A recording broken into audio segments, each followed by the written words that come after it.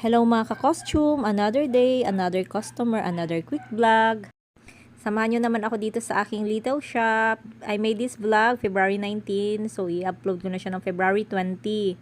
Dahil nga 2 days ng whole day umuulan, ang dami nga na-cancel na mga event, suspended na rin ang klase. Na-move nga ang event nila next week. Sabi ko kay madam, ibalik niya na lang after event dahil nga na-move ng next week ng Tuesday. Lahat na nag-grant sa akin na February 20 ang event, i-consider natin yan. So, ma-reschedule na yung event ng next week. Sauli nyo na lang po after event. Salamat sa mga suki ko sa pag-inform na na-move ang inyong mga schedule.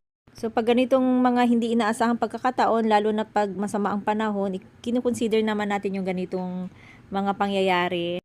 So, dahil nga ang daming na-suspended klase at mga event, hopefully next week normal na yung weather natin. So, ito nga yung napili nila, sky blue, large size sa kid size, tuxedo, inclusion, coat, pants, inner, and tie. So, marami nga itong available na sizes and colors. So, ayan, ang gwapo ng bata. Thanks for watching.